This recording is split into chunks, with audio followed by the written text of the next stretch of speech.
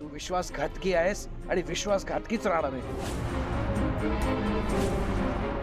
आणि तुझी आई सुद्धा तशीच होती. अरे बहीण बहीण म्हणून नाटक केलं तिनं.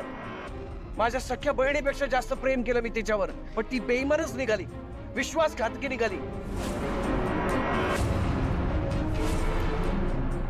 आबासाहेब, तुमचा इतका जीव होता देवी आईंवर, तर मग सांगा ना, तुमच्यामध्ये ना त्यांच्यामध्ये असं काय घडलं की तुमचं नातं इतकं बिघडलं? का त्यांच्या आईने सांगितलं नाही का तुम्हाला तिने काय केलं ते?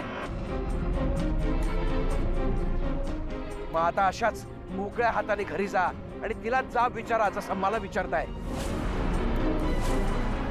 विचारा ना तिला, 20 वर्षांपूर्वी तिच्या भावाशी ती कशी वागली होती, विचारा.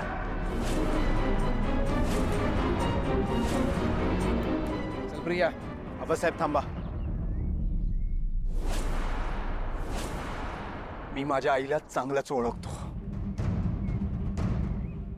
ती असं अजिबात वागणार नाही ज्याने तिच्या भावाला त्रास होईल. मी त्यांना देवी आई म्हणते. माझी लई श्रद्धा आहे त्यांच्यावर,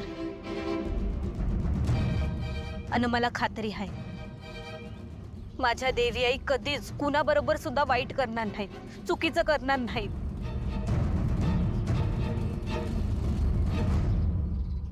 माझे आबा पण कधीच कोणाबद्दल खोटं नाही बोलणार.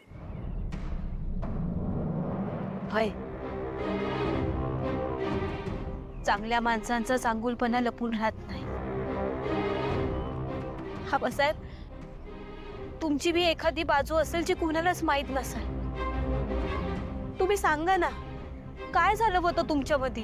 काय घडलं होतं? तिच्या भावाच्या विश्वासाच्या थडग्यावर तिनं अख्खं साम्राज्य उभं केलंय, किर्लोस्करांचं. आणि नियतीनं तोच न्याय तिला दिला. तिच्या पोटच्या पोराने तिचा विश्वासघात केलाय. याला कर्माचा खेळ म्हणतात. आत्ताच्या आत्ता माझ्या डोळ्यासमोरून चालते वा, नाहीतर. थांबा आबा, त्यांच्या आईची शिक्षा त्यांना देऊ नका. मी ओळखता येईल देवींना. मी राहिलीये तिथे, मला माहितीये त्या कशा आहेत. त्यांनी तुम्हाला फसवलेलं नाहीये. प्रीतम सरांचं खरंच खूप प्रेम आहे माझ्यावर.